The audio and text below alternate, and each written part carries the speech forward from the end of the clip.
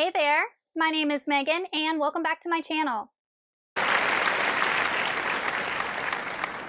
Today I'm going to be talking about my top 5 favorite standalone books of all time, but before we go ahead and get on into the books, if you are not already subscribed to my channel, please go ahead and hit that subscribe button, as well as the little bell icon so you can be notified every time I post new bookish content. I post new videos every Monday, Thursday, Saturday, and sometimes other days throughout the week. Also, don't forget to check down in the description box below for links to all of my social medias, my Buddy Read Discord, and my Patreon, where you can be entered into winning book giveaways.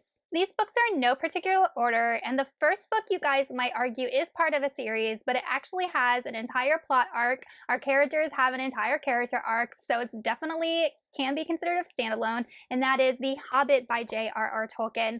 I actually read this book after I read the Lord of the Rings trilogy. I didn't know that it was a prequel, and I have since read this several times, and it has quickly become one of my favorite books. The reasons that I love this book so much is, number one, we have such a rich, magical, fantastical world. The world of Middle-earth that Tolkien created is just, oh my gosh, you can get lost in it. There is just so much lore, so much mysticism, and the Shire, like just the descriptions of the Shire, like I want to live in the Shire. It sounds so peaceful and quaint and cute and beautiful, and I just found myself wanting to be there. And these characters are just so real and lovable, and I love Bilbo because he is such an underdog that just rises up and gains confidence, and he changes so much from the beginning of the book until the end of the book, and he's treated so badly by Thorin and some of the dwarves that I just want to, punch them for being bullies, and he's helps them anyway. He's got such a good, pure heart. And not only that, but we have a quest and a journey to reclaim forgotten treasure, and there's a dragon, and it's just got all of these fantastical elements that I absolutely love, and such lovable characters that we find grow in such positive ways. And it's such a good prequel for the rest of the series, but I could read The Hobbit so many times as a standalone. Definitely one of my favorites. And then we have The Invisible Life of Addie LaRue by V.E. Schwab. This quickly became one of my favorite books, I think, in 2020. And the reason I like this book so much is that it really addresses human need to make an impression in the world and a mark on the world. So if you're not familiar with this book, it follows a girl named Addie who was alive in the 1700s, and she ends up making a deal with a demon to live forever, to escape an arranged marriage. And he grants her wish, but he also curses her by saying that no one will ever remember who she is. So she can come into contact someone, and then 2 minutes later, they forget who she is, or if they turn around, leave the room, and come back, and she's there, they have no clue who she is. So it just addresses a lot of interesting things about how we as humans, were built to be social creatures, how we depend on one another, how we seek actualization from one another. And also, like, it deals with loneliness and Addie's need to leave an impression on the world and how she's able to do that. And I think that that is something that most people deep down want and desire, is to leave a legacy. And what does life even mean if you're not able to leave behind something and have people know who you are and remember you?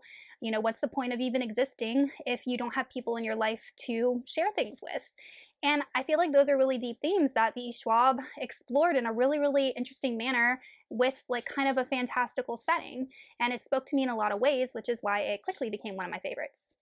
The next is Fahrenheit 451 by Ray Bradbury. This was a dystopian book that was written in the 1950s, and it definitely draws inspiration from the book burnings that happened in Nazi Germany. But in this book, we follow a firefighter named Guy Montag, and in this world, firefighters actually burn books. People can accuse someone of having books in their house, and these firefighters go to their house and literally burn the books. And then Guy one day picks up a book and starts, flipping through it, and becomes super curious about it and hides it. And he slowly becomes like infatuated with reading and books and knowledge. And he realizes that the world he's living in, the government that is supposed to be protecting them, is actually censoring information from them and keeping them from information. And I feel like that's a theme that is so relevant, access to information and what information is true and what isn't, and just kind of being able to digest information with a critical eye. But I also like the theme of the value of knowledge and why it's so important to be lifelong learners, and how if we have knowledge, then we are less likely to be taken advantage of by people who know more than us. There are just so many themes in here that are cross-generational, cross-cultural, and I think it's a book that will stand the test of time, and definitely one I recommend if you haven't read it yet.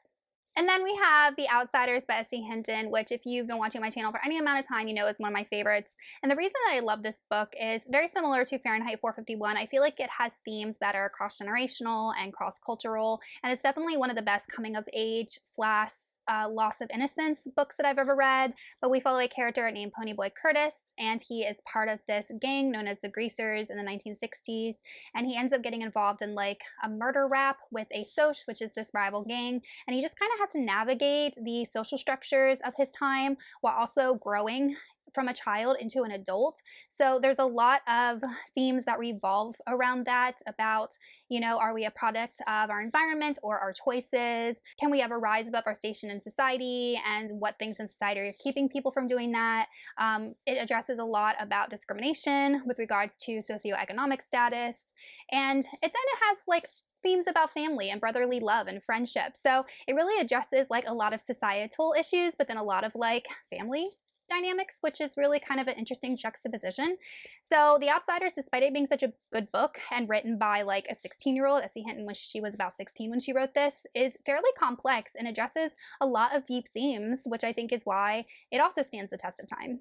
And finally, we have Ayamalala by Malala Yousafzai. This is a nonfiction book that I feel like most people are familiar with at this point, but it follows a Pakistani girl who lived in Pakistan at the time where ISIS had taken a foothold.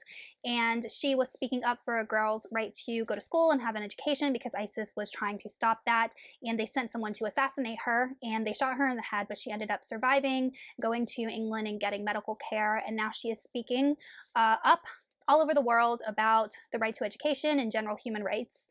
And the reason that I like this book so much is that I learned a lot, number one, about that region of the world. I wasn't very, I guess, well-versed in Pakistani politics or history, and this book really gives a lot of history, not only about like the country, but about the religion. So I did learn a lot about Islam, and I feel like as a Western reader, it kind of like helped break down some of those misconceptions we have about people who are Muslim or practice Islam. Another reason I like this book is because it definitely made me reevaluate and be grateful for what I had. So in this book, she talks a lot about how girls are treated over in this part of Pakistan, and it just really, really resonated with me and made me grateful to live in a part of the country where I am not oppressed in a way that these girls are. And it made me, you know, really sad to read that things like that still happen in the world. But at the same time, this book is also extremely motivational because we are following a girl that literally was targeted to be killed, was shot in the head, lost use of half of her face, and still is not scared of this extremist group, and still